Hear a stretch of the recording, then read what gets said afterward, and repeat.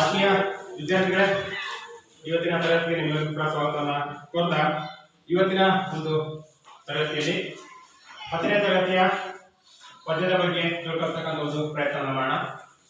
ನೇರವಾಗಿ ಪದ್ಯಕ್ಕೆ ಹೋಗೋದಕ್ಕಿಂತ ಮುಂಚಿತವಾಗಿ ರಾಷ್ಟ್ರದ ಆವರಣದಲ್ಲಿ ಕನ್ನಡ ಸಾಹಿತ್ಯದ ಪ್ರಕಾರದ ಬಗ್ಗೆ ನಾವು ಆಲ್ರೆಡಿ ತಿಳ್ಕೊಂಡಿದ್ದೀವಿ, ಗೊತ್ತೇ ಇದೆ. ಯಾವ ವಿಧದ ಕನ್ನಡ ಸಾಹಿತ್ಯದ ಪ್ರಕಾರಗಳು ಮನೆಯಲ್ಲಿಂದಲ್ಲ ಪಾಠ ಮಾಡ್ತಾರೆ. ಯಾವುದು ಕನ್ನಡ ಸಾಹಿತ್ಯದ ಹಲವು ಪ್ರಕಾರಗಳು, ಆಧುನಿಕ ಕನ್ನಡ ಸಾಹಿತ್ಯದ ಪ್ರಕಾರಗಳು: ಕತೆ, ಕಾದಂಬರಿ, ನಾಟಕ, ವಿಮರ್ಶೆ ಅಲ್ವಾ, ಈ ರೀತಿಯ ಆತ್ಮಕಥೆ, ಪ್ರವಾಸ ಚರಿತ್ರೆ, ಈ ರೀತಿಯಾಗಿ ಹಲವಾರು ಸಾಹಿತ್ಯ ಪ್ರಕಾರಗಳು ಏನ್ ಬರ್ತಾ ಹೋಗ್ತಾವೋ ಅಂತಹ ಹಲವು ಸಾಹಿತ್ಯ ಪ್ರಕಾರಗಳಲ್ಲಿ ಭಾವಗೀತೆ ಅಂತಕ್ಕಂಥದ್ದು ಕೂಡ ಒಂದು. ಕನ್ನಡ ಸಾಹಿತ್ಯದ ಹಲವು ಪ್ರಕಾರಗಳಲ್ಲಿ ಭಾವಗೀತೆ ಅಂತಕ್ಕಂಥದ್ದು ಒಂದು ಸಾಹಿತ್ಯ ಪ್ರಕಾರ. ಇಂತಹ ಭಾವಗೀತೆ ಅಂತಕ್ಕಂಥದ್ದು ನಮ್ಮ ಆಧುನಿಕ ಕನ್ನಡ ಸಾಹಿತ್ಯ ಚರಿತ್ರೆಯಲ್ಲಿ ಅತ್ಯಂತ ಪ್ರಬಲವಾಗಿರತಕ್ಕಂತಹ ಒಂದು ಸಾಹಿತ್ಯ ಪ್ರಕಾರವಾಗಿ ಇವತ್ತು ಬೆಳೆದಿದೆ. ಇಂತಹ ಭಾವಗೀತೆಗಳಲ್ಲಿ ಆಧುನಿಕ ಕನ್ನಡ ಸಾಹಿತ್ಯದಲ್ಲಿ ಬರ್ತಕ್ಕಂತಹ ಎಷ್ಟೋ ಸಾಹಿತಿಗಳು, ಕವಿಗಳು ತಮ್ಮ ಒಂದು ಭಾವಗೀತೆಗಳನ್ನು ರಚಿಸುವ ಮುಖಾಂತರ ಕನ್ನಡ ಸಾಹಿತ್ಯ ಕ್ಷೇತ್ರಕ್ಕೆ ಒಂದು ವಿಶಿಷ್ಟವಾಗಿರ್ತಕ್ಕಂತಹ ಕೊಡುಗೆಗಳನ್ನು ಕೊಟ್ಟಿರ್ತಕ್ಕಂಥದ್ದನ್ನು ನಾವು ನಮ್ಮ ಉದಾಹರಣೆಯಾಗಿ ಎಷ್ಟೋ ಭಾವಗೀತೆಗಳು ನಮ್ಮ ನಡುವೆ ಇರ್ತಕ್ಕಂಥದ್ದು ನಾವು ನೋಡಿದ್ವಿ. ಯೂಟ್ಯೂಬ್ ಅಲ್ಲಿ ನೋಡೋದಾದ್ರೆ ಎಷ್ಟೋ ಭಾವಗೀತೆಗಳು ಪ್ರಸಿದ್ಧ ಗಾಯಕರ ಒಂದು ಧ್ವನಿಯ ಮುಖಾಂತರವಾಗಿ ಕೇಳ್ತೀವಿ. ಒಂದಕ್ಕಿಂತ ಒಂದು ಉತ್ತಮವಾಗಿರ್ತಕ್ಕಂಥ ಸ್ವರದಾಗಿರ್ತಕ್ಕಂಥ ಮತ್ತು ಕೇಳಿ ಕಿಂಬನ್ನ ಕೊಡ್ತಕ್ಕಂಥವು ಭಾವಗೀತೆಗಳು ಇರ್ತಕ್ಕಂಥ ನಾವು ನೋಡ್ತೀವಿ. ಅಂತಹ ಪ್ರಮುಖ ಕೆಲವೊಂದಷ್ಟೇ ಬರ್ತೀನಿ, ಎಲ್ಲರೂ ಬರ್ಲಿಕ್ಕೆ ಆಗಲ್ಲ. ಹಾಗಾಗಿ ಪ್ರಸಿದ್ಧ ಭಾವಗೀತೆಗಳು ಮತ್ತು ಭಾವಗೀತೆಗಳ ಒಂದು ರಚನೆಕಾರರ ಒಂದು ಪಟ್ಟಿಯನ್ನ ಇಲ್ಲಿ ಬೋರ್ಡ್ ಚಿಕ್ಕಿದೆ, ಹಾಗೆ ಒಂದಷ್ಟು ಉದಾಹರಣೆಗಳನ್ನು ಮಾತ್ರ ಇಲ್ಲಿ ಬರೆದಿಟ್ಟಿದ್ದೀನಿ ನೋಡಿ. ಬಹುಶಃ ನೀವು ಕೇಳಿದ್ರೆ ಅಮೆರಿಕ ಫಿಲಮ್ ಅಲ್ಲಿ ನೋಡಿರ್ಬೋದು, ಹೊಸ ಹಳೆದು ರಮೇಶ್ ಮತ್ತೆ ಆ ಫಿಲಮ್ ಇದೆ, ಯಾವ ಮೋಹನ ಮುರಳಿ ಕರೆಯಿತು ದೂರ ತೀರಕ್ಕೆ ನಿನ್ನದು. ಬಹಳ ಅದ್ಭುತವಾಗಿರ್ತಕ್ಕಂಥ ಒಂದು ಗೀತೆ ಫಿಲಮ್ ಅಲ್ಲಿ ಬಳಸಿದರೆ ಅದೊಂದು ಭಾವಗೀತೆ. ಆ ಭಾವಗೀತೆಯನ್ನು ಬರೆದಿರ್ತಕ್ಕಂಥದ್ದು ಗೋಪಾಲಕೃಷ್ಣ ಅಡಿಗರು. ಹಾಗೆ ನಾವೆಲ್ಲರೂ ಒಂದೇ, ಅದು ಕೂಡ ಬಹಳ ಪ್ರಸಿದ್ಧಿಯನ್ನು ಪಡೆದಿರ್ತಕ್ಕಂಥ ಒಂದು ಭಾವಗೀತೆ. ಅದನ್ನು ಕೂಡ ಬರೆದಿರ್ತಕ್ಕಂಥ ಕೇವಲ 2 ಮಾತ್ರ ಬರೆದಿದ್ದೀನಿ, ಬಹಳಷ್ಟು ಇದಾವೆ. ಒಬ್ಬೊಬ್ಬರ ಕವಿಗಳ ಭಾವಗೀತೆಗಳು ಸಾಕಷ್ಟು ಗೊತ್ತಾಗ್ತಾ ಇದಾವೆ. ಕೇವಲ ಇಂಪಾರ್ಟೆಂಟ್ ಇರ್ತಕ್ಕಂಥ ಮುಖ್ಯವಾಗಿ ನಮಗೆ ಒಂದು ಉದಾಹರಣೆಯಾಗಿ 1-2 ಮಾತ್ರದಲ್ಲಿ ಬರೆದಿರ್ತಕ್ಕಂಥದ್ದು ನಾವೆಲ್ಲರೂ ಒಂದೇ, ಅದನ್ನು ಕೂಡ ಬರೆದಿರ್ತಕ್ಕಂಥದ್ದು ಗೋಪಾಲ ಕೃಷ್ಣ ಅಡಿಗರವರು. ಸಾಗರ ಸಿರಿ ಬಂತು ಅಂತಕ್ಕಂಥದ್ದು ಎಸ್ ನಿಸಾರ್ ಅಹಮದ್ ಅವರು ಬರೆದಿರ್ತಕ್ಕಂಥದ್ದು. ತುಳು ಕಾಂಚನ ಕುಣಿತಲಿತ್ತು, ಬಹುಶಃ ಕೇಳಿರ್ತೀವಿ, ಒಂದು ಪದ್ಯ ಕೂಡ ಇತ್ತು, ನಮ್ಮ 9ನೇ ತರಗತಿ ಹಳೆ ಸಿಲೆಬಸ್ ಅಲ್ಲಿ ಇತ್ತು. ತುಳು ಕಾಂಚನ ಕುಣಿತಲಿತ್ತು, ಕಾಲಿಗೆ ಬಿದ್ದರ ಕುಣಿತಲಿತ್ತು, ತುಳು ಕಾಂಚನ ಒಂದು ಅದ್ಭುತವಾಗಿರ್ತಕ್ಕಂಥ ಒಂದು ಪದ್ಯ ಭಾಗ. ಆ ಒಂದು ಪದ್ಯ ಭಾಗವನ್ನು ಬರೆದಿರ್ತಕ್ಕಂಥದ್ದು ದತ್ತಾತ್ರೇಯ ರಾಮಚಂದ್ರ ಬೇಂದ್ರೆ, ನಮ್ಮ ಜ್ಞಾನಪೀಠ ಪ್ರಶಸ್ತಿ ಪುರಸ್ಕೃತರು ಕೂಡ ಆಗಿರುವ ಅಂತ ಒಂದು ದಾರ ಬೇಂದ್ರೆ ಅವರು. ಅದೇ ರೀತಿಯಲ್ಲಿ ಮನೆಯ ಮುತ್ತಿನ ನೀರ ಒಯ್ದ ಅದ್ಭುತವಾಗಿರ್ತಕ್ಕಂಥ ಒಂದು ಭಾವಗೀತೆ, ಆ ಒಂದು ಭಾವಗೀತೆ ಆಗಿರ್ಬೋದು, ಅಥವಾ ನೇಗಿಲ ಯೋಗಿ ಆ ಒಂದು ಭಾವಗೀತೆ ಆಗಿರ್ಬೋದು ನೋಡಿ. ಈ ರೀತಿ ಒಂದಕ್ಕಿಂತ ಒಂದು ಅದ್ಭುತವಾಗಿರ್ತಕ್ಕಂಥ ಒಂದು ಭಾವಗೀತೆಗಳನ್ನು ಕೊಟ್ಟಿರ್ತಕ್ಕಂಥವ್ರು ನಮ್ಮ ದಾರಾ ಬೇಂದ್ರೆ ಅವರು. ದಾರಾ ಬೇಂದ್ರೆ ಕೇವಲ ನೋಡಿ ಅಷ್ಟೇ ಅಲ್ಲ, ಒಂದಷ್ಟು ಪಟ್ಟಿ ಕೂಡ ಮಾಡಿದ್ದೀನಿ. ಅದಾಗಿರ್ಬೋದು ಹಕ್ಕಿ ಹಾರುತ್ತಾವ ಆಗಿರ್ಬೋದು, ಶೃಂಗದ ಬೆನ್ನೇರಿ ಬಂತು ಆಗಿರ್ಬೋದು, ಅಥವಾ ಯುಗಾದಿ ಆಗಿರ್ಬೋದು, ಶ್ರಾವಣ ಬಂತು ಶ್ರಾವಣ ಅದಾಗಿರ್ಬೋದು. ಒಂದಕ್ಕಿಂತ ಒಂದು ಅದ್ಭುತವಾಗಿರ್ತಕ್ಕಂಥ ಭಾವಗೀತೆಗಳನ್ನ ಕೊಟ್ಟಿರ್ತಕ್ಕಂಥದ್ದು. ಹಾಗೆ BM ಶ್ರೀಕಂಠಯ್ಯ ಅವರು ಬರೆದಿರ್ತಕ್ಕಂತಹ ಕರುಣಾಳು ಬಾಬಳಾಕೆ ಬಹಳ ಪ್ರಸಿದ್ಧಿಯನ್ನು ಪಡೆದಿರ್ತಕ್ಕಂಥದ್ದು. ಒಂದು ಒಳ್ಳೆ ಕಾರ್ಯಕ್ರಮದ ರೀತಿಯಲ್ಲಿ ಇವತ್ತು ಸಂಚಿಕೆಗಳನ್ನ ಚಿತ್ರಗೊಳ್ತಾರೆ. ಬಟ್ ಭಾವಗೀತೆ ಅಂತ ಬಂದಾಗ ಒಂದು ಭಾವಗೀತೆಯನ್ನು ಬರೆದಿರ್ತಕ್ಕಂಥವ್ರು BM ಶ್ರೀಕಂಠಯ್ಯ ಅವರು. ಹಾಗೆ ಕುವೆಂಪುರವರು ಕೂಡ ಜ್ಞಾನಪೀಠ ಪ್ರಶಸ್ತಿ ಪುರಸ್ಕೃತವರು. ಅಂತವರು ಕೂಡ ಹಲವು ಭಾವಗೀತೆಗಳನ್ನು ಬರೆದಿರ್ತಕ್ಕಂಥ ನಾವು ಕಾಣ್ತೀವಿ. ತನವು ನಿನ್ನದು ಮನವು ನಿನ್ನದು ಅಂತೇಳಿ ಬಹಳ ಒಂದು ಅದ್ಭುತವಾಗಿರ್ತಕ್ಕಂಥದ್ದು.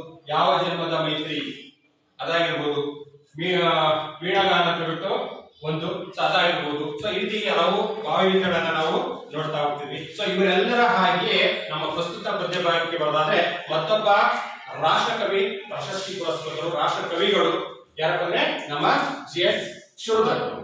ಸೊ ಇವರ 2 ಭಾವಗೀತೆಗಳು ಅದ್ಭುತವಾಗಿರ್ತಕ್ಕಂಥ, ಒಂದಕ್ಕಿಂತ ಒಂದು ಅದ್ಭುತವಾಗಿರ್ತಕ್ಕಂಥವು, ಅಷ್ಟೇ ಜನಪ್ರಿಯತೆ ಮತ್ತು ಹೆಸರುವಾಸಿಯನ್ನ ಪಡೆದಿರ್ತಕ್ಕಂಥವು. ಯಾಕಂದ್ರೆ ಎದೆ ತುಂಬಿ ಹಾಡುವೆನು ಅಂತಕ್ಕಂಥದ್ದು ಒಂದು ವಸ್ತು.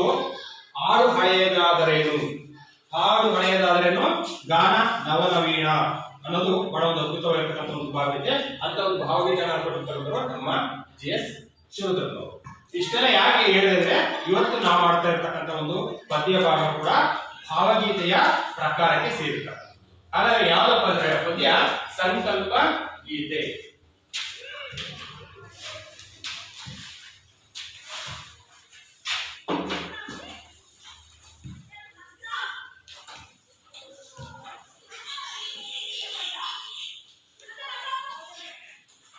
ನೋಡಿ, ಸಂಕಲ್ಪ ಗೀತೆ ಈ ಒಂದು ಪದ್ಯ ಭಾಗವನ್ನ ಬರೆದಿರ್ತಕ್ಕಂಥವ್ರು ಬೇರೆ ಯಾರು ಅಲ್ಲ, ಇದೇ ನಮ್ಮ GS ಶಿವರುದ್ರಪ್ಪನವರು. ನಾನೇ ಬೋರ್ಡ್ ಮೇಲೆ ಅಂಡರ್ಲೈನ್ ಮಾಡಿದನೋ ಇದೇ GS ಶಿವರುದ್ರಪ್ಪನವರು ಬರೆದಿರ್ತಕ್ಕಂತಹ ಒಂದು ಭಾವಗೀತೆ ಇರ್ತಕ್ಕಂತಹ ಎದೆ ತುಂಬಿ ಹಾಡುವೆನು. ಈ ಒಂದು ಭಾವಗೀತೆಯಿಂದ ಪ್ರಸ್ತುತ ಏನು ಸಂಕಲ್ಪ ಗೀತೆ ಪದ್ಯ ಭಾಗ ಇದೆಯೋ ಈ ಒಂದು ಸಂಕಲ್ಪ ಗೀತೆ ಪದ್ಯ ಭಾಗವನ್ನ ಆರಿಸಿಕೊಂಡಿರ್ತಕ್ಕಂಥದ್ದು. ನೋಡೋಣ ಈಗ ಅವರ ಒಂದು ಪರಿಚಯವನ್ನ ನಾವೀಗ ಮಾಡ್ಕೊಳ್ಳೋಣ.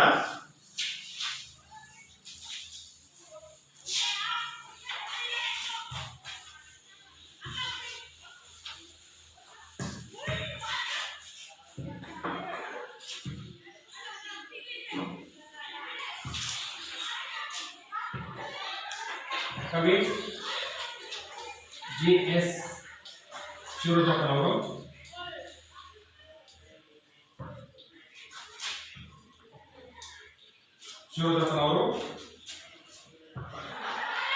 ಜನನ 1926, ಸ್ಥಳ ಶಿವಮೊಗ್ಗ ಜಿಲ್ಲೆಯ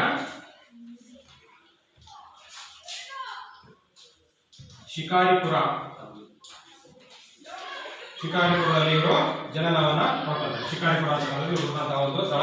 ನೋಡಿ, ಉಸ್ಮಾನಿ ಮತ್ತು ಬೆಂಗಳೂರು ವಿಶ್ವವಿದ್ಯಾನಿಲಯದಲ್ಲಿ ಒಬ್ಬ ಕನ್ನಡ ಅಧ್ಯಾಪಕರಾಗಿ ಮತ್ತು ಕನ್ನಡ ಅಧ್ಯಯನ ಕೇಂದ್ರದ ಒಬ್ಬ ನಿರ್ದೇಶಕರಾಗಿ ಇವರು ಸೇವೆ ಸಲ್ಲಿಸಿರ್ತಕ್ಕಂಥ ಒಂದು ಮಾಹಿತಿ ನಮಗೆ ಲಭ್ಯ ಆಗುತ್ತೆ. ಹಾಗೆ ಬರೆದಿರ್ತಕ್ಕಂತಹ ಕೃತಿಗಳಲ್ಲಿ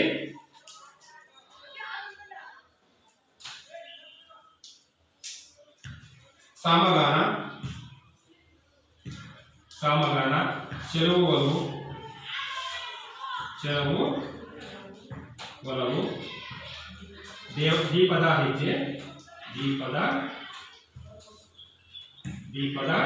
ಹೆಜ್ಜೆ, ಅನಾವರಣ, ವಿಮರ್ಶೆಯ ಪೂರ್ವ ಪಶ್ಚಿಮ,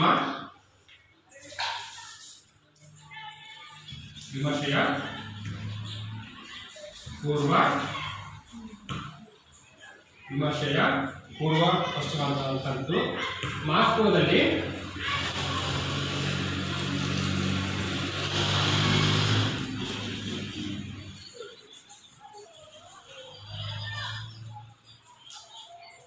ಮಾಸ್ಕೋದಲ್ಲಿ 22 ದಿನ ಅಂತಕ್ಕಂಥದ್ದು ಒಂದು ಪ್ರವಾಸ ಸಾಹಿತ್ಯ. ರಷ್ಯಾ ದೇಶದ ಪ್ರಸಿದ್ಧ ಪ್ರದೇಶ ಮಾಸ್ಕೋ ಅಂತಕ್ಕಂಥದ್ದು, ರಾಜಧಾನಿ ಕೂಡ ಹೌದು. ಅಂತ ಒಂದು ಮಾಸ್ಕೋಕ್ಕೆ ಪ್ರವಾಸವಾಗಿರ್ತಕ್ಕಂಥ ಒಂದು ಅನುಭವವನ್ನು ಬರೆದಿರ್ತಕ್ಕಂಥ ಒಂದು ಕೃತಿ ಅದು. ಮಾಸ್ಕೋದಲ್ಲಿ 22 ದಿನ ಅಂದ್ರೆ ಮತ್ತೊಂದು ಸೌಂದರ್ಯ ಸಮೀಕ್ಷೆ. ನೋಡಿ, ಹೀಗೆ ಹಲವಾರು ಕೃತಿಗಳನ್ನ ಬರೆದಿರ್ತಕ್ಕಂಥದ್ದನ್ನ ನಾವು ನೋಡ್ತೀವಿ. ಇಷ್ಟೆಲ್ಲ ಸಾಹಿತ್ಯ ಕ್ಷೇತ್ರದಲ್ಲಿ ಅನುಭವ ಸೇವೆಯನ್ನ ಸಲ್ಲಿಸಿರ್ತಕ್ಕಂಥ ನಮ್ಮ GS ಶಿವರುದ್ರಪ್ಪನವರಿಗೆ ಹಲವು ಪ್ರಶಸ್ತಿಗಳು ಬಂದಿರತಕ್ಕಂಥದ್ದನ್ನು ಕೂಡ ನಾವು ಗಮನಿಸಬಹುದು. ಯಾವ ಬಂದ್ರೆ ಪ್ರಶಸ್ತಿಗಳು: ಕಾವ್ಯಾರ್ಥ ಚಿಂತನಕ್ಕೆ,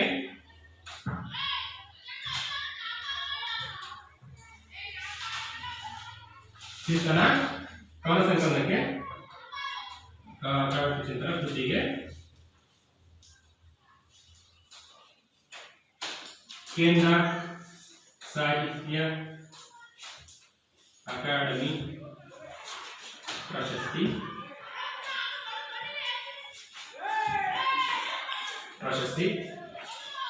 ನೆಕ್ಸ್ಟ್ ಹಂಪಿ ಕನ್ನಡ ವಿಶ್ವವಿದ್ಯಾನಿಲಯದ ನಾಡೋಜ ಪುರಸ್ಕಾರ ಬಂದಿದೆ. ಬೆಂಗಳೂರು ಮತ್ತು ಕುವೆಂಪು ವಿಶ್ವವಿದ್ಯಾಲಯದ ಗೌರವ ಡಿಲೀಟ್ ಬಂದಿದೆ. ಹಾಗೆ ರಾಷ್ಟ್ರಕವಿ ಪ್ರಶಸ್ತಿ ಕೂಡ ಅವರಿಗೆ ಬಂದಿರತಕ್ಕಂಥ ಗಮನಿಸಬಹುದು. ರಾಷ್ಟ್ರ ಕವಿ ಪ್ರಶಸ್ತಿ ಬಂದಿರತಕ್ಕಂಥದ್ದು. ನೆಕ್ಸ್ಟ್ ಪಂಪ ಪ್ರಶಸ್ತಿ ಬಂದಿದೆ ಇವರಿಗೆ. ಪಂಪ ಪ್ರಶಸ್ತಿ ಬಂದಿರತಕ್ಕಂಥದ್ದು ನೋಡಬಹುದು. ಹಾಗೆ 1992ರಲ್ಲಿ ದಾವಣಗೆರೆಯಲ್ಲಿ ಸಮಾವೇಶಗೊಂಡಂತಹ 61ನೇ ಅಖಿಲ ಭಾರತ ಕನ್ನಡ ಸಾಹಿತ್ಯ ಸಮ್ಮೇಳನದ ಅಧ್ಯಕ್ಷತೆಯನ್ನು ಕೂಡ ನಮ್ಮ ಕವಿಗಳು ವಹಿಸಿರ್ತಾರೆ. ಇನ್ನೊಂದು ಪಾಯಿಂಟ್ ಬಂತು, ರಾಷ್ಟ್ರಕವಿ ಅಂತ ಹೇಳ್ಬಿಟ್ಟು ಒಂದು ಮಾತು ಹೇಳಿದೆ. ಇದು ಕನ್ನಡದಲ್ಲಿ ಇದುವರೆಗೆ 3 ಜನ ಕವಿಗಳು ರಾಷ್ಟ್ರಕವಿ ಪ್ರಶಸ್ತಿಯನ್ನ ಪಡೆದಿರ್ತಕ್ಕಂಥದ್ದನ್ನ ನಾವು ನೋಡ್ತೀವಿ. 3 ಜನ ಕವಿಗಳಿಗೆ, ಮಹನೀಯ ಕವಿಗಳಿಗೆ ರಾಷ್ಟ್ರಕವಿ ಪ್ರಶಸ್ತಿಯನ್ನ ಬಂದಿದೆ. ಇದನ್ನು ಸುಮಾರು ಸರಿ ಹೇಳಿದ್ದೀನಿ ಕೂಡ, 8ನೇ ಕ್ಲಾಸಲ್ಲಿ ಕೂಡ ಹೇಳಿದೆ ನಿಮಗೆ, 9ನೇ ಕ್ಲಾಸಲ್ಲಿ ಕೂಡ ಬರುತ್ತೆ. ಯಾರ್ಯಾರು ಹೇಗಾದ್ರೆ ಕುವೆಂಪುರವರು ಒಂದು ಕರೆಕ್ಟ್, ಮತ್ತೊಂದು 8ನೇ ಕ್ಲಾಸ್ ಒಂದು ಪದ್ಯ ಇದೆ, ಮೊದಲನೇ ಪದ್ಯ ಭಾಗನೇ ಅದು ಕನ್ನಡಿಗರ ತಾಯಿ ಅನ್ನೋ ಒಂದು ಪದ್ಯ ಭಾಗ ಇದೆ. ಆ ಪದ್ಯ ಭಾಗವನ್ನ ಬರೆದಿರ್ತಕ್ಕಂಥ ಯಾರು, ಇದೇ ನಮ್ಮ ರಾಷ್ಟ್ರಕವಿ ಪ್ರಶಸ್ತಿಯನ್ನು ಪಡೆದಿರ್ತಕ್ಕಂತಹ ಕವಿ ಯಾರು? ಜೆ.ಎಸ್. ಶಿವರುದ್ರಪ್ಪ, ಗೋವಿಂದ ಪೈ. ನಿಮಗೂ ಕೂಡ ಇದೆ. ನಾನು ಪ್ರಾಸ ಬಿಟ್ಟ ಕಥೆ ಅಂತೇಳಿ ಒಂದು ಗದ್ಯ ಪಠ್ಯಪೂರ್ವಕ ಅಧ್ಯಯನದಲ್ಲಿ ಇದೆ. ಅದು ಆ ಗದ್ಯ ಭಾಗವನ್ನು ಬರೆದಿರ್ತಕ್ಕಂಥವ್ರು ಇದೇ ನಮ್ಮ ಗೋವಿಂದ ಪೈ ಅವರೇ. ಅಂತಹ ಗೋವಿಂದ ಪೈ ಅವರು ರಾಷ್ಟ್ರಕವಿ ಪ್ರಶಸ್ತಿಯನ್ನ ಪಡೆದಂತಹ ಮೊಟ್ಟ ಮೊದಲ ಕನ್ನಡಿಗ. ಆ ಒಂದು ಪ್ರಶಸ್ತಿಯನ್ನ ನೋಡಿ, ಮದ್ರಾಸ್ ಸರ್ಕಾರ ಅವರಿಗೆ ನೀಡಿರ್ತಕ್ಕಂಥದ್ದು ಮತ್ತೊಂದು ವಿಶೇಷತೆ. ಒಂದು ರಾಷ್ಟ್ರಕವಿ ಅಂತಕ್ಕಂಥ ಒಂದು ಪ್ರಶಸ್ತಿಯನ್ನ ಮದ್ರಾಸ್ ಸರ್ಕಾರದಿಂದ ಪಡೆದಂತಹ ಕವಿ ಯಾರಪ್ಪ ಅಂದ್ರೆ ನಮ್ಮ ಗೋವಿಂದ ಪೈ ಅವರು. ಗೋವಿಂದ ಪೈ. ಎರಡನೇದಾಗಿ ನೀವು ಹೇಳಿದ ಹಾಗೆ ಕುವೆಂಪುರವರು. ಇನ್ನ 3ನೇ ಕವಿ ಜೆ.ಎಸ್. ಶಿವರುದ್ರಪ್ಪ.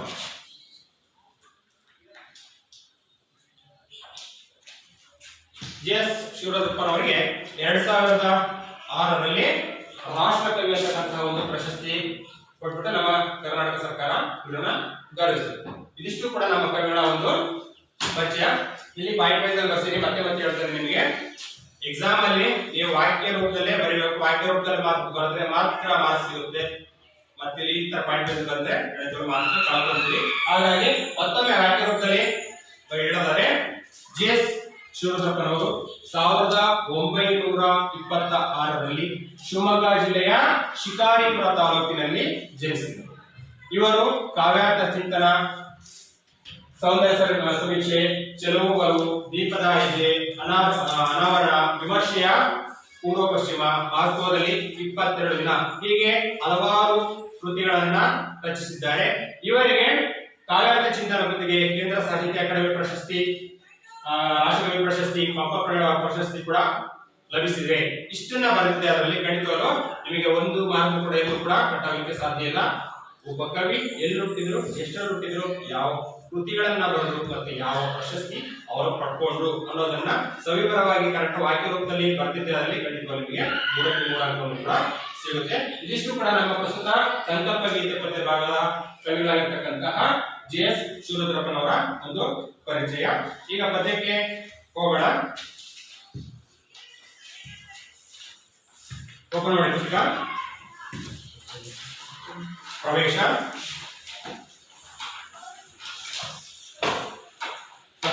ಪ್ರವೇಶಕ್ಕೆ ಹೋಗೋದಕ್ಕಿಂತ ಮುಂಚೆ ಇನ್ನೊಂದು ಕತೆ ಬರುತ್ತೆ ನಿಮಗೆ. ಕತೆ ಹೇಳಬೇಕು.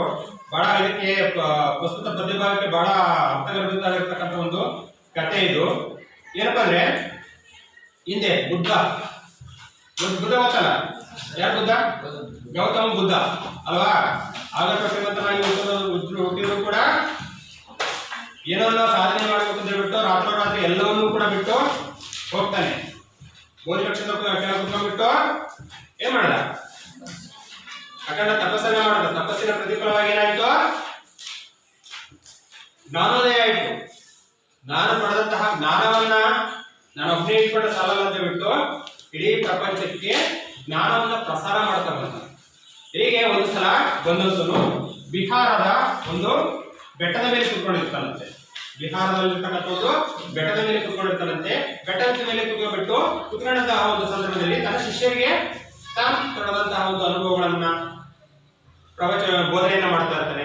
ಅಂತಹ ಒಂದು ಸಂದರ್ಭದಲ್ಲಿ ತನ್ನ ಶಿಷ್ಯರಲ್ಲಿ ಇರ್ತಕ್ಕಂತಹ ಒಬ್ಬನಿಗೆ ಇಡೀ ಪ್ರಪಂಚದಲ್ಲಿ ಅತ್ಯಂತ ಗಟ್ಟಿ ಯಾವುದು ಅಥವಾ ಅದಕ್ಕಿಂತ ಏನ್ ಬೆಟ್ಟ ಕೂತ್ಕೊಂಡಿದೆವೋ ಈ ಬೆಟ್ಟಕ್ಕಿಂತ ಗಟ್ಟಿಯಾಗಿರುತ್ತೆ. ಯಾಕಂದ್ರೆ ಬೆಟ್ಟ ಅಷ್ಟು ಸುಲಭವಾಗಿ ಕುಸಿಲಿಕ್ಕೆ ಸಾಧ್ಯ ಇಲ್ಲ. ಬೆಟ್ಟ ಅಂತಕ್ಕಂಥದ್ದು ಅತ್ಯಂತ ಗಟ್ಟಿಮುಟ್ಟಾಗಿರ್ತಕ್ಕಂಥದ್ದು. ಬೆಟ್ಟದ ಮೇಲೆ ಎಷ್ಟೆಷ್ಟ ಗಟ್ಟಿಮುಟ್ಟಾಗಿರ್ತಕ್ಕಂಥ ಕಲ್ಲುಗಳು ಕೂಡ ಇರ್ತದೆ. ಸೊ ಹಾಗಾಗಿ ಬೆಟ್ಟವನ್ನು ನಾವು ಗಟ್ಟಿ ಅಂತಾನೆ ಹೇಳ್ತೀವಿ ನೋಡಿ. ಅಂತಹ ಒಂದು ಗಟ್ಟಿಮುಟ್ಟಾದ ಬೆಟ್ಟಕ್ಕಿಂತಲೂ ಅತ್ಯಂತ ಗಟ್ಟಿಯಾಗಿರ್ತಕ್ಕಂಥದ್ದು ಅಥವಾ ಕಠಿಣವಾಗಿರ್ತಕ್ಕಂಥದ್ದು ಯಾವುದು ಅಂತೇಳಿ ಹೇಳ್ತಾರೆ. ಹಾಗಾಗಿ ಅಂತಹ ಒಂದು ಸಂದರ್ಭದಲ್ಲಿ ಬೆಟ್ಟಕ್ಕಿಂತ ಕಠಿಣವಾಗಿರ್ತಕ್ಕಂಥದ್ದು ಯಾವ್ದಪ್ಪ ಅಂದ್ರೆ ಬೆಂಕಿ ಅಂತೇಳಿ ಹೇಳ್ತಾರೆ. ಈ ಬೆಂಕಿ ಅಂತ ಅದನ್ನು ಸಮರ್ಥಿಸ್ಬೇಕಲ್ಲ. ಹೇಗೆ ಬೆಂಕಿ ಬೆಟ್ಟಕ್ಕಿಂತ ಕಠಿಣ ಅಂತಂದಾಗ ಬೆಂಕಿ ಅಂತಕ್ಕಂಥದ್ದು ನೋಡಿ ಕಬ್ಬಿಣವನ್ನು ಕೂಡ ಕರಗಿಸುತ್ತೆ. ಕಬ್ಬಿಣ ಅಂದ್ರೆ ಎಷ್ಟು ಗಟ್ಟಿ ನಮಗೆ ಅಲ್ವಾ, ಎಷ್ಟು ಗಟ್ಟಿಮುಟ್ಟಾಗಿರ್ತಕ್ಕಂಥದ್ದು. ಅಂತಹ ಗಟ್ಟಿಮುಟ್ಟಾಗಿರ್ತಕ್ಕಂಥ ಒಂದು ಕಬ್ಬಿಣವನ್ನು ಕೂಡ ಕಾಯಿಸುವ ಮುಖಾಂತರವಾಗಿ ಕಾಯಿಸಿ ನೀರನ್ನಾಗಿ ಕೂಡ ಮಾಡ್ತಕ್ಕಂಥ ಒಂದು ಶಕ್ತಿ ಯಾವುದಕ್ಕಿದೆ ಅಂತಂದ್ರೆ ಅದು ಬೆಂಕಿಗೆ ಮಾತ್ರ ಇರ್ತಕ್ಕಂಥ. ಈ ಉತ್ತರನ ಕೇಳಿಬಿಟ್ಟು ನಮ್ಮ ಶಿಷ್ಯನಿಗೆ ಸಮಾಧಾನ ಆಗಿಲ್ಲ. ಹಾಗಾದ್ರೆ ಬೆಂಕಿ ಮಾತ್ರ ಸರ್ವಶ್ರೇಷ್ಠ ಗಟ್ಟಿನ, ಹಾಗಾದ್ರೆ ಬೆಂಕಿಗೆ ಮತ್ತೇನಾದ್ರೂ ಗಟ್ಟಿಮುಟ್ಟಾಗಿರ್ತಕ್ಕಂಥದ್ದು ಇದೆಯಾ ಅಂತ ಮತ್ತೆ ಪ್ರಶ್ನೆ ತನ್ನೊಳಗೆ ಉದ್ಭವ ಆಗುತ್ತೆ. ಸೊ ತನ್ನೊಳಗೆ ಇಟ್ಕೊಂಡ್ರೆ ಅದು ಉತ್ತರ ಪಡ್ಕೋಬೇಕಲ್ಲ. ಸೊ ಹಾಗಾಗಿ ಮತ್ತೆ ತನ್ನ ಗುರು ಸ್ವರೂಪಿಯಾಗಿರ್ತಕ್ಕಂತಹ ಗೌತಮ ಬುದ್ಧರಿಗೆ ಪ್ರಶ್ನೆಯನ್ನು ಮಾಡ್ತಾನೆ.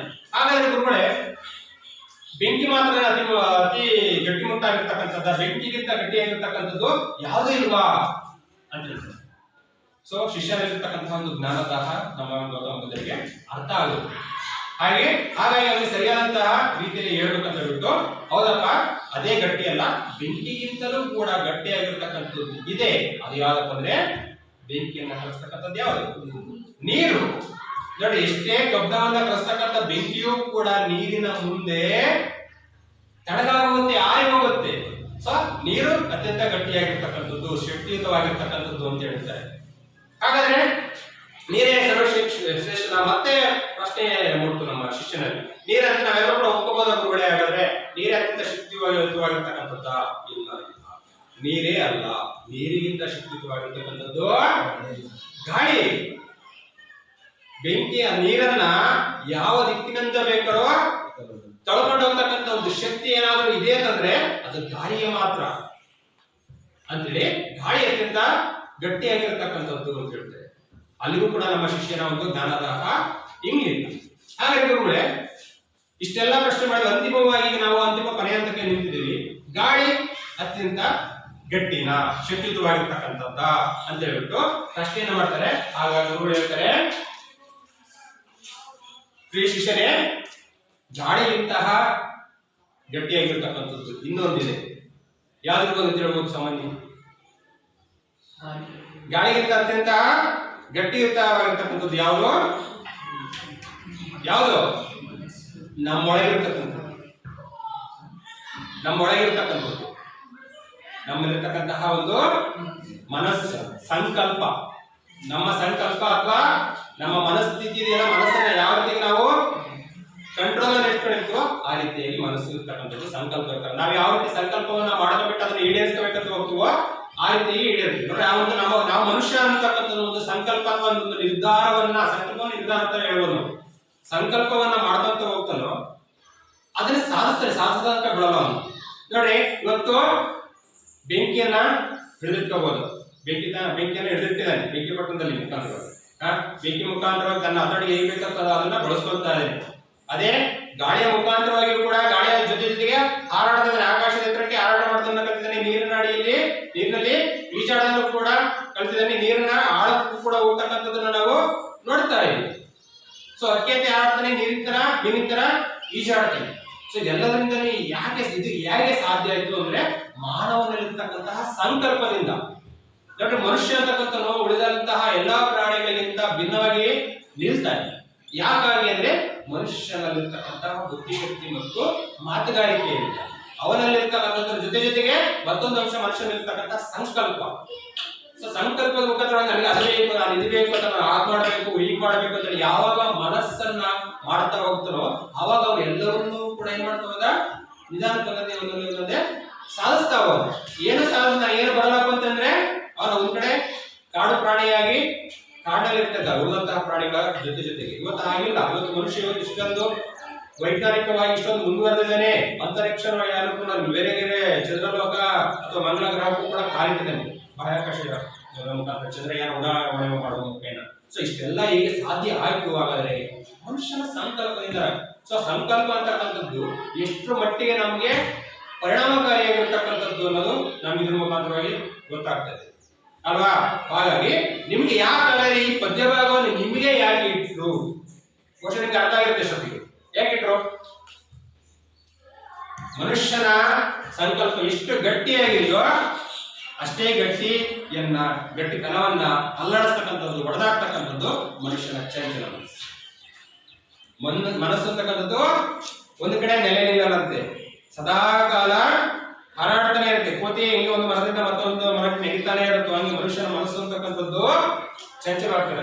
ಆದ್ರೆ ಅಂತಹ ಮನಸ್ಸನ್ನ ಏಕಾಗ್ರತೆಯಿಂದ ಇಟ್ಕೊಂಡು ಏಕಾಗ್ರತೆಯಿಂದ ತಂದ್ಕೊಂಡು ಒಂದು ಕಡೆ ನೆಲೆ ನಿಂತ ಹಾಗೆ ಮಾಡಿ ನಮ್ಮ ಒಂದು ಜೀವನದಲ್ಲಿ ಏನಾದ್ರೂ ಒಂದು ಉನ್ನತವಾಗಿರ್ತಕ್ಕಂಥದ್ದನ್ನ ಸಾಧಿಸ್ಬೇಕಂದ್ರೆ ಅದಕ್ಕೆ ಒಂದು ದೃಢ ಸಂಕಲ್ಪ ಅಂತಕ್ಕಂಥದ್ದು ಬೇಕೇ ಬೇಕು. ಸೊ ಆ ಒಂದು ದೃಢ ಸಂಕಲ್ಪವನ್ನ ಪ್ರೌಢಶಾಲೆಯ ಹಂತದಲ್ಲಿಯೇ ನಿಮಗಳಿಗೆ ಬರಬೇಕು, ಆ ಭಾವನೆ ನಿಮ್ಮ ಮನಸ್ಸಿನ ಮೇಲೆ ಬರಬೇಕು ಅನ್ನೋ ಒಂದು ದೃಷ್ಟಿಕೋನದಲ್ಲಿ ಈ ಒಂದು ಪದ್ಯ ಭಾಗ ನಿಮಗೆ ಇಟ್ಟಿರ್ತಕ್ಕಂಥದ್ದು ಒಂದು ಅದ್ಭುತವಾಗಿರ್ತಕ್ಕಂಥ ಒಂದು ಪದ್ಯ ಭಾಗ. ಇದು ನೋಡೋಣ.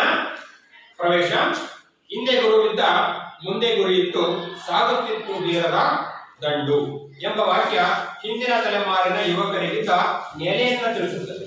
ಹೋಗಬೇಕಾದ ದಾರಿ, ತಲುಪಬೇಕಾದ ಗುರಿ ಸ್ಪಷ್ಟವಾಗಿದ್ದರೆ ಅರ್ಧ ಯಶಸ್ಸನ್ನು ಪಡೆದರು. ಸ್ವಾತಂತ್ರ್ಯ ನನ್ನ ಆಜನ್ಮ ಸಿದ್ಧ ಹಕ್ಕು ಎಂದ ತಿಲಕರು.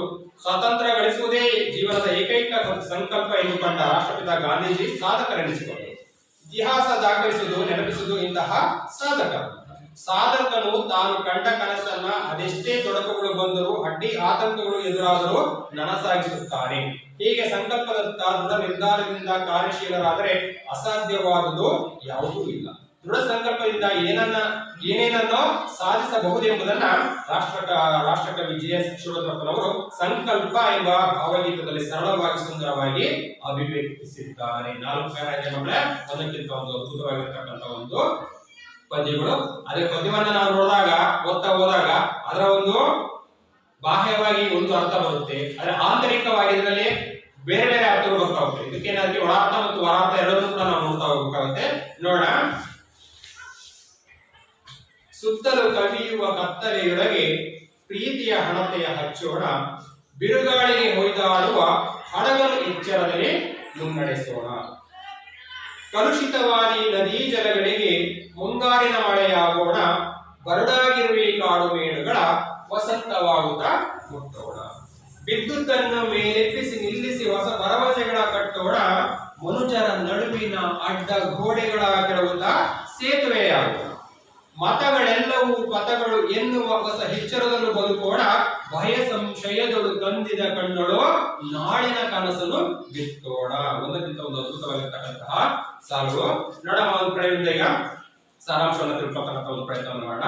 ಸುತ್ತಲೂ ಕವಿಯುವ ಕತ್ತಲೆಯೊಳಗೆ ಪ್ರೀತಿಯ ಹಣತೆಯ ಹಚ್ಚೋಣ. ಮಕ್ಕಳೀಗ ನಾವು ಒಂದು ದಿನಾಂಕ ತಗೊಂಡಾಗ ಹಗಲು ಮತ್ತು ರಾತ್ರಿ ಬರ್ತವೆ. ಹಗಲಾದ್ಮೇಲೆ ಕತ್ತಲು ಬರಬೇಕು, ಕತ್ತಲಾದ್ಮೇಲೆ ಬೆಳಕು ಬರಲೇಬೇಕು. ಹಗಲು ರಾತ್ರಿ ಅನ್ನುವಂತ ಅರ್ಥ ಅಂತಂದ್ರೆ ಕತ್ತಲು ಬೆಳಕಿನ ಒಂದು ಆಟ. ಸೊ ಬೆಳಗಿನಿಂದ ಸಂಜೆ ತನಕ ಮನುಷ್ಯ ದುಡಿದಿರ್ತಾನೆ, ಜಡಿದಿರ್ತಾನೆ, ಒಂದು ಸಮಯ ಕಾಲ ರೆಸ್ಟ್ ಅನ್ನು ತಗೋಬೇಕಾದ್ರೆ ರಾತ್ರಿ ಬೇಕೇ ಬೇಕು ಅಲ್ವಾ. ಅಂತ ಒಂದು ರಾತ್ರಿ ಕತ್ತಲನ್ನೇ ಕಳ್ತಕ್ಕಂಥದ್ದು. ಸೊ ಕತ್ತಲು ಅನ್ನೋದ್ರ ಅರ್ಥ ಇಲ್ಲಿ ಬೇರೆ ರೀತಿಯಾಗಿ ಹೇಳ್ತಕ್ಕಂಥದ್ದು. ಸುತ್ತಲೂ ಅಂದ್ರೆ ಕತ್ತಲಾಗುತ್ತೆ, ಹಗಲಾದ್ಮೇಲೆ ಕತ್ತಲಾಗಲೇಬೇಕು, ಜಗದ ನಿಯಮ ಆಗಲೇ ಬಿಟ್ಟು ನಾವೇನಾದ್ರೂ ಕತ್ತಲಲ್ಲೇ ಇರ್ತೀವ ಕತ್ತಲಲ್ಲಿ ಹೋಗ್ಲಾಡ್ಸಲಿಕ್ಕೆ ಯಾವ್ದನ್ನ ಬಳಸ್ಕೊಳ್ತೀವಿ ನಾವು? ದೀಪವನ್ನ ಹಚ್ತೀವಿ ಅಥವಾ ಬೆಳಕು.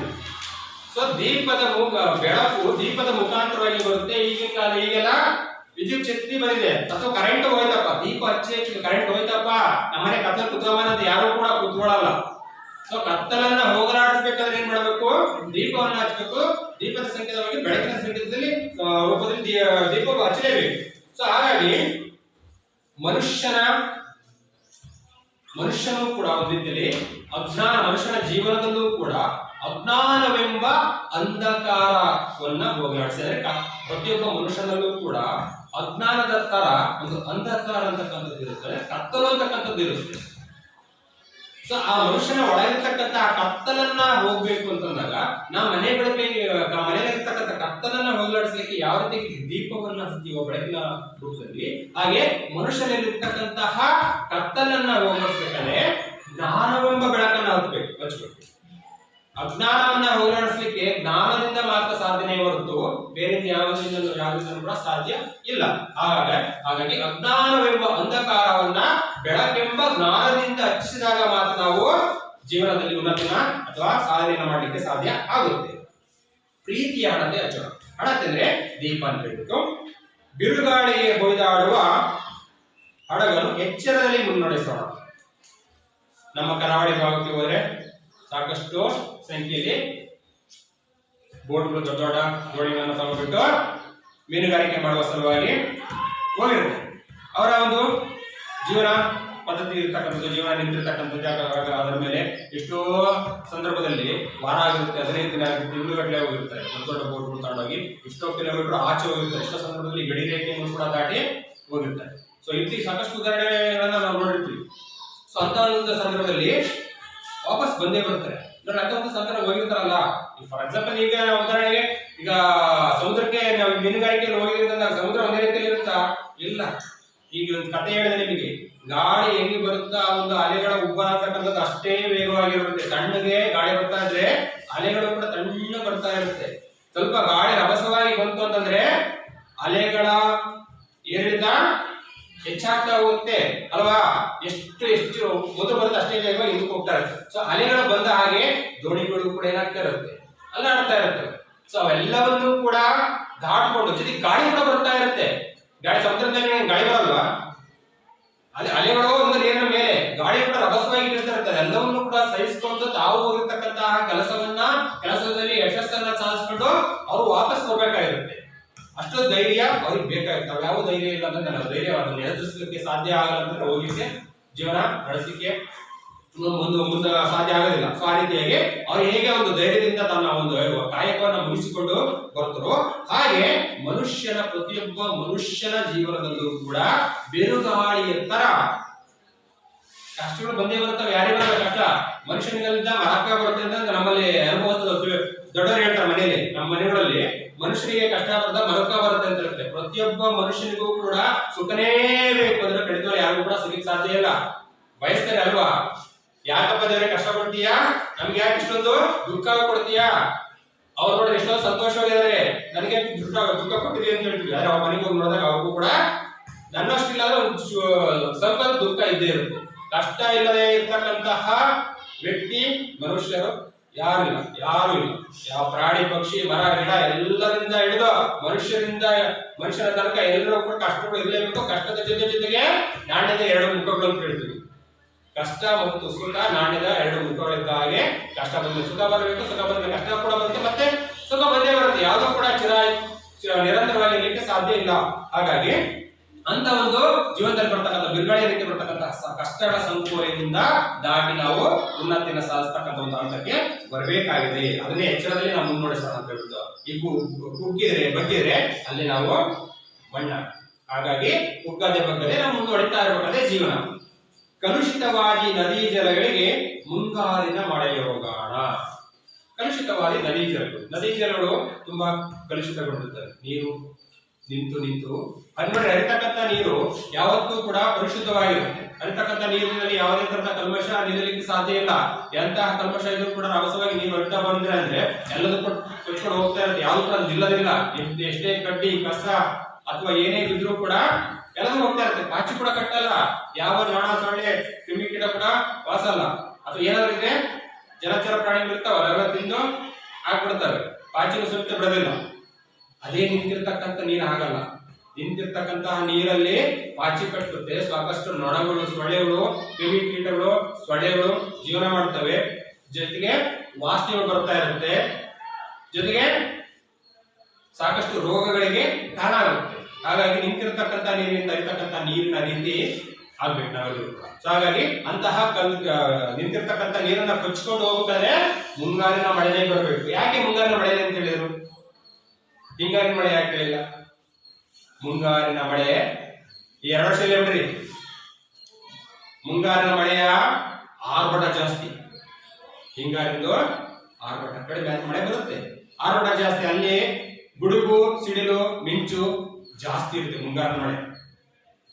ಸೊ ಆರ್ಭಟದ ರೀತಿಯಲ್ಲಿ ಮಳೆ ಬರುತ್ತೆ, ಆರ್ಭಟಿಸಿ ಅಷ್ಟೇ ತೀವ್ರತರವಾಗಿ ಮಳೆ ಬರುತ್ತೆ. ಮಳೆ ಬಂದಾಗ ಎಲ್ಲೇ ಎಷ್ಟೇ ಗಲೀಜು ಕಲ್ಮಶ ಇದ್ರೂ ಕೂಡ ಎಲ್ಲದೂ ಕೂಡ ಕೊಚ್ಕೊಂಡು ಹೋಗುತ್ತೆ. ಸೊ ಆ ರೀತಿಯಾಗಿ ನಮ್ಮ ಜೀವನದಲ್ಲೂ ಕೂಡ ಎಲ್ಲಾ ಸಮಾಜ ಅಂದ್ರೆ ಒಂದು ಮನುಷ್ಯನ ಒಂದು ಮಾನವ ಸಮಾಜ ಅಂತ ತಗೊಂಡಾಗ ಎಲ್ಲ ರೀತಿಯಲ್ಲೂ ಕೂಡ ಒಂದೇ ತರ ಇದಾರ ಅಥವಾ ಒಂದೇ ಮನಸ್ಕರ ಇದಾರ? ಇಲ್ಲ. ಸಾಕಷ್ಟು ಭೇದ ಭಾವ ತರತಮ್ಯದ ವಿಷಮತೆಗಳನ್ನ ತುಂಬಿಕೊಂಡಿದ್ದಾರೆ. ಒಬ್ಬರ ಹೇಳಿಕೆ ಕಂಡ್ರೆ ಮತ್ತೊಬ್ಬರಿಗೆ ಆಗೋದೇ ಇಲ್ಲ. ಯಾವಾಗ ಅವರನ್ನ ಕಾಲಿಡಿದ ಎಳೆಯೋಣ, ಯಾವಾಗ ಅವರಿಗೆ ಮೋಸ ಮಾಡೋಣ, ಯಾವಾಗ ಅನ್ಯಾಯ ಮಾಡೋಣ, ಈ ತರದ ಮನೋಭಾವವನ್ನು ಹೊಂದಿರತಕ್ಕಂಥ ಎಷ್ಟೋ ಜನ ನಮ್ಮ ಸಮಾಜದಲ್ಲಿ ಸಿಗ್ತಾ ಇರ್ತಾರೆ. ಸೊ ಹಾಗಾಗಿ ಅವನ್ನೆಲ್ಲವನ್ನೂ ಕೂಡ ಹೋಗಲಾಡಿಸಿ ಅವರನ್ನು ಕೂಡ ಒಳ್ಳೆಯವರನ್ನಾಗಿ ಮಾಡಿಸ್ತಕ್ಕಂಥ ಒಂದು ಹೊಣೆಗಾರಿಕೆ ಇರತಕ್ಕಂಥದ್ದು. ಇನ್ನ ಬರಡಾಗಿರುವಿ ಕಾಡು ಮೇಡುಗಳ ವಸಂತವಾಗುತ್ತಾ ಮುಟ್ಟೋಣ. ಹಾಗೆ ಒಂದು ಬಿದ್ದಿರ್ತಕ್ಕಂಥ ಒಂದು ಅಥವಾ ನಿಂತಿರ್ತಕ್ಕಂಥ ನೀರು ಕಲ್ಮಶವನ್ನು ತೆಗಿಲಿಕ್ಕೆ ಹೇಗೆ ಒಂದು ಮುಂಗಾರಿನ ಮಳೆ ಕಾರಣ ಆಗುತ್ತೋ ಹಾಗೆ ಬರಡಾಗಿರ್ತಕ್ಕಂಥ ನೋಡ್ರಿ, ಒಂದು ನವೆಂಬರ್ ಡಿಸೆಂಬರ್ ಬಂತು ಅಂದ್ರೆ ಮರ ಗಿಡದಕ್ಕ ಎಲ್ಲ ಎಲೆಗಳೆಲ್ಲ ಉಳ್ತವೆ, ಮರ ಎಲ್ಲ ಗೋಳ್ಗಳಾಗ್ತವೆ. ಅಂತ ಒಂದು ಗೋಳಾಗಿರ್ತಕ್ಕಂಥ ಮರಗಳು ಮತ್ತೆ ಒಂದು ಚೈತನ್ಯ ಪಡ್ಕೋಬೇಕಂದ್ರೆ ಅದಕ್ಕೆ ಯಾವ ಕಾಲ ಬೇಕು? ವಸಂತ ಕಾಲ ಬೇಕು. ವಸಂತ ಕಾಲ ಬಂದಾಗ ಹೊಸ ಚೈತನ್ಯವನ್ನು ಬರ್ಕೊಂತ ಹೊಸ ಗಿಡಗಳ ಮರಗಳಾಗ್ತವೆ, ಹೊಸ ಉರುಕು ಬರುತ್ತೆ. ಎಲೆಗಳೆಲ್ಲ ಉದ್ರಿ ನೋಡ್ಲಿಕ್ಕೆ ಒಂದು ರೀತಿಯಾಗಿ ಏನೋ ಒಂಥರ ಅನ್ಸುತ್ತೆ, ನಮಗೆ ವಿಕೋನಿಸ್ತಾ ಇರುತ್ತೆ. ಹಾಗಾಗಿ ಅಂತಹ ಮರಗಳು ಸಮೃದ್ಧವಾಗಿ ದಷ್ಟಪುಷ್ಟವಾಗಿ ಆಗಬೇಕು, ಚೆನ್ನಾಗಿ ಕಾಣಬೇಕು, ಹಚ್ಚ ಹಸಿರಿಂದ ಕಂಗೊಳಿಸಬೇಕಾದ್ರೆ ವಸಂತ ಬರಬೇಕು. ಹಾಗಾಗಿ ಮನುಷ್ಯನ ಜೀವನದಲ್ಲೂ ಕೂಡ ಸಾಕಷ್ಟು ಜನ ನಿರಾಸಕ್ತರಾಗಿರ್ತಾರೆ. ಆಸೆಗಳನ್ನ ಭರವಸೆಗಳನ್ನ ತಮ್ಮ ಒಂದು ಆತ್ಮವಿಶ್ವಾಸವನ್ನ ಕಳ್ಕೊಂಡು ನಿರಾಶಾವಾದಿಗಳಾಗಿರ್ತಾರೆ. ಸೊ ಅವರ ಜೀವನದಲ್ಲೂ ಕೂಡ ಭರವಸೆಗಳನ್ನ, ಹೊಸ ಹೊಸ ಆಶಾ ಕಿರಣಗಳನ್ನ, ಹೊಸ ಚೈತನ್ಯವನ್ನ ತುಂಬುವ ಮುಖೇನ ವಸಂತದ ರೀತಿಯಲ್ಲಿ ಅವರನ್ನು ಕೂಡ ಸಮಾಜದ ಮುನ್ನೆಲೆಗೆ ತರತಕ್ಕಂಥ ಒಂದು ಪ್ರಯತ್ನವನ್ನ ನಾವು ಮಾಡಬೇಕಾಗಿದೆ. ಬಿದ್ದುದನ್ನು ಮೇಲೆಬ್ಬಿಸಿ ನಿಲ್ಲಿಸಿ ಹೊಸ ಭರವಸೆಗಳ ಕಟ್ಕೋಣ. ಎಷ್ಟೋ ಜನ ಏನೇನೋ ಆಸೆ ಇಟ್ಕೊಂಡಿರ್ತಾರೆ, ಆದ್ರೆ ಇಟ್ಕೊಂಡಿರ್ತಕ್ಕಂಥ ಆಸೆಗಳೆಲ್ಲದೂ ಕೂಡ ನೆರವೇರುತ್ತಾ? ಸಾಧನೆ ಮಾಡಬೇಕಂತೇಳಿ ಪ್ರತಿಯೊಬ್ರು ಕೂಡ ಹೊಡ್ತಾರೆ. ಆದ್ರೆ ಸಾಧನೆ ಮಾಡ್ಲಿಕ್ಕೆ ಕೆಲವರಿಂದ ಮಾಡ್ಲಿಕ್ಕೆ ಆಗದೆ ಸಾಧ್ಯ ಹೋಗುತ್ತೆ ಹೊರತು ಪ್ರತಿಯೊಬ್ಬರಿಂದನೂ ಕೂಡ ಸಾಧ್ಯ ಆಗಲ್ಲ. ಸಾಧ್ಯ ಆಗದಿದ್ರೆ ಬೇರೆಯವರು ಕೆಲಸ ಬಿಟ್ಟರೆ ಬೇರೆ ಕೆಲಸಕ್ಕೆ ಹೋಗ್ತಾರೆ, ಸೊ ಸೋಲಲ್ಲ.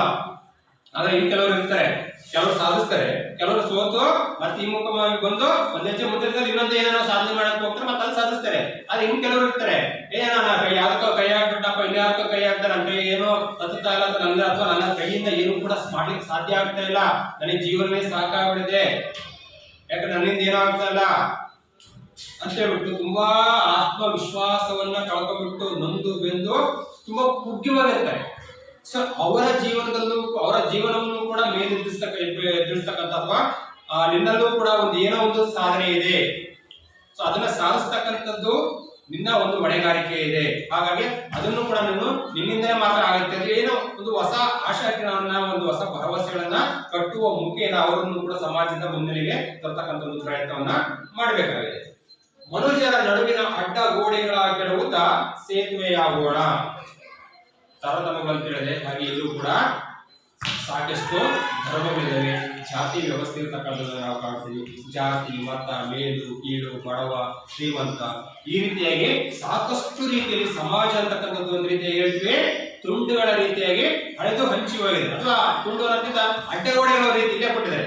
ಅಡ್ಡಗೋಡೆಗಳು ಮನುಷ್ಯರ ನಡುವೆ ಸಾಮಾನ್ಯವಾಗಿ ಹೇಳ್ತೀವಿ ಎರಡೇ ಜಾತಿ ಅಂತೆ, ಒಂದು ಗಂಡು ಜಾತಿ ಮತ್ತೊಂದು ಹೆಣ್ಣು ಜಾತಿ ಅಂತ ಹೇಳ್ತೀವಿ. ಆದ್ರೆ ಇವತ್ತು ಯಾರು ಒಬ್ಬರಿಗೆ ನಡೆಯಿಲ್ಲ. ಇವತ್ತು ಸಾಕಷ್ಟು ಜಾತಿ, ನಾನು ಆ ಜಾತಿ, ನಾನು ಈ ಜಾತಿ, ಅವನು ಮೇಲು ಇವ್ರು ಕೇಳು, ಈ ರೀತಿಯಾಗಿ ಸಾಕಷ್ಟು ಅಡ್ಡಗೋಡೆಗಳನ್ನು ಮನುಷ್ಯರ ನಡುವೆ ನಿರ್ಮಾಣ ಮಾಡಿರ್ತಕ್ಕಂಥದ್ದನ್ನು ನಾವು ಕಾಣ್ತೀವಿ. ಹಾಗಾಗಿ ಅಂತಹ ಅಡ್ಡಗೋಡೆಗಳನ್ನ ಕೆಡವಾಗಿ ಪ್ರೀತಿ, ನಂಬಿಕೆ, ಕರುಣೆ, ವಿಶ್ವಾಸ, ಕಾಳಜಿಗಳನ್ನ ತುಂಬತಕ್ಕಂಥ ಒಂದು ಪ್ರಯತ್ನವನ್ನ ಮಾಡಬೇಕಾಗಿದೆ. ಸೊ ಮನುಷ್ಯರ ನಡುವೆ ಇರ್ತಕ್ಕಂಥ ಅಡ್ಡಗೋಡೆಗಳನ್ನ ಕೆಡವಿಯಾಗಿ ಸೊ ನಿಜವಾಗ್ಲೂ ಕೂಡ ಇರ್ತಕ್ಕಂಥ ಒಂದು ಪ್ರೀತಿ, ಕರುಣೆ, ವಾತ್ಸಲ್ಯ, ಮಮತೆ, ಅನುಕರಣೆಗಳನ್ನ ಮಾಡಬೇಕಾಗಿದೆ. ಇನ್ನು ಮತಗಳು ಎನ್ನುವ ಹೊಸ ಎಚ್ಚರಗಳು ಬದುಕೋಣ. ಮತಗಳು ಸಾಕಷ್ಟು ಸಂಖ್ಯೆ ಇದೆ. ಪಥ ಅಂದ್ರೆ ಹಾದಿ ಅಥವಾ ದಾರಿ ಎಂದೇ ಬರುತ್ತೆ. ಮತ ಪ್ರತಿಯೊಂದು ಧರ್ಮಕ್ಕೂ ಕೂಡ ತನ್ನದೇ ಇರತಕ್ಕಂಥ ಒಂದು ಸಿದ್ಧಾಂತ ಇದೆ. ಯಾವ ಧರ್ಮ ಅವರವರ ಧರ್ಮವೇ ಪ್ರತಿಯೊಬ್ಬರಿಗೂ ಕೂಡ ಅವರವರ ಧರ್ಮವೇ ಶ್ರೇಷ್ಠ, ಅವರವರ ಮತವೇ ಶ್ರೇಷ್ಠ. ಯಾರಿಗೂ ಕೂಡ ಯಾವುದು ಇನ್ನೊಬ್ಬರ ಧರ್ಮ ಕೀಳಾಗಿ ಕಾಣಬಹುದು ಹಾಗಂತ ಅಲ್ಲ. ಪ್ರತಿಯೊಬ್ಬರ ಧರ್ಮ ನನಗೆ ನಾನೇ ಶ್ರೇಷ್ಠ ಅಂತ ಹೇಳ್ಕೊಂತಲ್ಲ, ಆ ರೀತಿಯಾಗಿ ಪ್ರತಿಯೊಬ್ಬರು ಕೂಡ ಅವರವರ ಧರ್ಮವೇ ಶ್ರೇಷ್ಠ ಅಂತ ಹೇಳ್ಬಿಟ್ಟು ಮತ್ತೊಂದು ಧರ್ಮವನ್ನ ಹೀಯಾಳಿಸ್ತಕ್ಕಂಥದ್ದು, ಕೀಳಾಗಿ ಕಾಣತಕ್ಕಂಥದ್ದು ಅಲ್ಲ. ಹಾಗಾಗಿ ಪ್ರತಿಯೊಂದು ಧರ್ಮದಲ್ಲೂ ಇರ್ತಕ್ಕಂಥ ಒಳ್ಳೆಯ ಸಾರಗಳನ್ನ ಒಳ್ಳೆಯ ಅಂಶಗಳನ್ನ ಕಲಿತಕ್ಕಂಥ ಒಂದು ಅವಶ್ಯಕತೆ ನಮಗೆ ಇರತಕ್ಕಂಥದ್ದು. ಅದರಲ್ಲಿರ್ತಕ್ಕಂಥ ಒಂದು ಸಾರವನ್ನ ತಿಳ್ಕೊಳ್ತಕ್ಕಂಥ ಒಂದು ಪ್ರಯತ್ನವನ್ನ ಮಾಡಬೇಕು. ಇನ್ನು ಭಯ ಸಂಶಯದೊಳಗೆ ಕಂದಿದ ಕಣ್ಣುಗಳು ನಾಡಿನ ಕನಸನ್ನು ಬಿತ್ತೋಣ. ಸೊ ಸಮಾಜ ಅಂತಕ್ಕಂಥದ್ದು ಹೇಳಿದಾಗೆ ಸಾಕಷ್ಟು ಜನ ಭಯಭೀತರಾಗಿ, ಸಂಶಯದಿಂದಾಗಿ ಅಥವಾ ಅನುಮಾನಗಳಿಂದ ಸಾಕಷ್ಟು ರೀತಿಯಲ್ಲಿ ಬುದ್ಧಿ ಹೋಗಿರ್ತಾರೆ. ಸೊ ಅವರನ್ನು ಕೂಡ ಸಮಾಜದಲ್ಲಿ ಒಬ್ಬ ಮನುಷ್ಯನ ಹಾಗೆ ನಿಂತು ಸ್ವತಂತ್ರ ಜೀವನವನ್ನು ಮಾಡತಕ್ಕಂತ ಒಂದು ಹಾದಿಯನ್ನ ಇರ್ತಕ್ಕಂಥ ರೀತಿಯಲ್ಲಿ ನಾವು ಮಾಡಬೇಕಾಗಿದೆ. ಸೊ ಹಾಗಾಗಿ ಅಂತ ಒಂದು ಜನರನ್ನ ಅವರೆಲ್ಲ ಅಂತ ಒಂದು ಜನರನ್ನು ಕೂಡ ಮುನ್ನಡೆ ತರ್ತಕ್ಕಂಥ ಪ್ರಯತ್ನವನ್ನು ಮಾಡಬೇಕಂದ್ರೆ ಒಂದು ಪ್ರಸ್ತುತ ಪದ್ಯ ಭಾವನೆಗಳಿಗೆ ಮುಗಿಸ್ತಾ ಇದ್ದಾರೆ. ಸೊ ಋಣಾತ್ಮಕ ಭಾವನೆಗಳನ್ನ